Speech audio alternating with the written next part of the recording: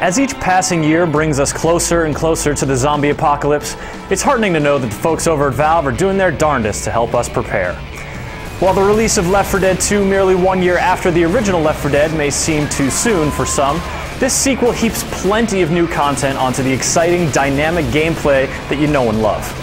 New campaigns, new guns, and a new competitive mode are the highlights, not to mention charismatic new survivors and hideous new infected. While all this stuff gives fans ample reason to play Left 4 Dead 2, it doesn't make the core action feel substantially different, so if it didn't light your fire last year, then it probably won't this year, even with the new incendiary ammo. That said, if you had any fun playing Left 4 Dead over the past year, or have any interest at all in living out both sides of the zombie apocalypse, you're gonna have a great time playing Left 4 Dead 2. Hello? Oh, this is not happening. Anyone here? This is not happening. The new crop of survivors find themselves in Louisiana, a few hours late for government evacuation. They are a diverse, entertaining crew with stronger personalities that play off each other well. They embark on 5 new campaigns that once again take them through a variety of environments. And each campaign map is really well designed, with just enough clues to keep you headed in the right direction, but not so much that it's always obvious where you need to go. There are a few neat twists that make them more exciting as well. While most still involve trekking from point A to point B, one of them sends you from point A to point B and then back to point A again. Trick is, there are serious rainstorms on the way back, which not only make the infected hordes really angry, they significantly alter the layout of the level. Other moments, like running along a roller coaster track and navigating a rural swamp, are fraught with more peril than usual, and the climactic last stand in which you must race across an infested bridge is intense and awesome.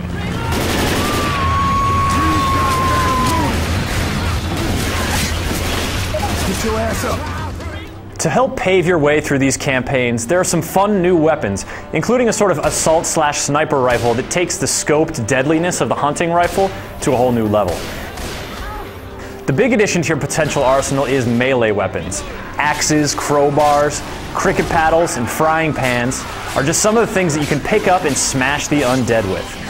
Though close quarters combat with the infected has its risks, the temptation to decapitate, delimb, and otherwise bludgeon is one that you should not resist.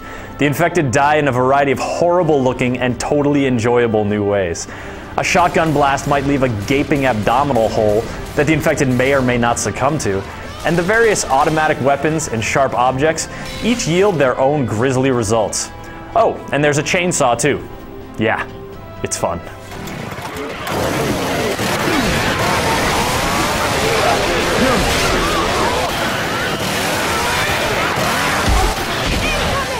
In addition to the challenging array of difficulties in the normal campaign mode, the new realism mode adds some extra, well, realism to help make things tougher. Gone are the glowing outlines around fellow survivors, guns, and other items, and you won't know how easy and unsettling it is to get separated from the crew when you turn around and your friends are nowhere to be seen. Communication is key here, even more so than normal because dead allies only respawn in safe houses. The new defibrillator item can bring them back from the dead, providing you can find their body. But with a bunch of the gamey aids turned off and tougher infected foes, realism effectively ramps up the tension. Versus mode is back, allowing 2 teams of 4 to play through a whole campaign, alternately playing as survivors and special infected. Coordinating attacks and killing survivors is just as gruesomely fun as it was last year, and surviving these assaults is still very satisfying. A few new special infected contribute new special attacks and allow some nasty new strategies, like laying down a pool of deadly acid to block a choke point, or jumping on a survivor's head and steering them into a pool of deadly acid. Yes, it's as fun as it sounds. If the campaign and versus mode run a bit long for your tastes, there are 2 modes that offer shorter form fun. Survival mode, included as downloadable content for the original game, is included here, complete with new maps from each campaign. This mode is straightforward. Survive as long as you can. Each map has an array of weapons and aids and hits you with increasingly tougher waves of the infected. If you prefer to play as the infected, then scavenge mode is where it's at. In this mode, the survivors try to gather gas tanks from around the map and fill a generator, adding time with each deposit. The infected try to kill them.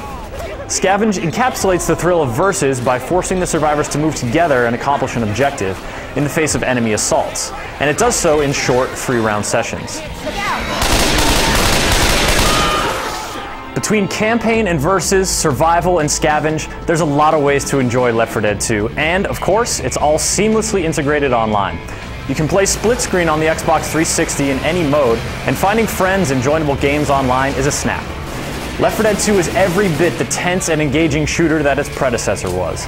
The core action isn't substantially different, so don't come looking for an overhaul or a significant leap forward. What you can expect is exciting new campaigns, entertaining new characters, fun new guns and equipment, and nasty new infected powers. From the gleeful delight of decapitating an enemy, to the harrowing tension of a dramatic last stand, to the morbid satisfaction of killing survivors, Left 4 Dead 2 makes the apocalyptic infection of the human race seem like a whole lot of fun.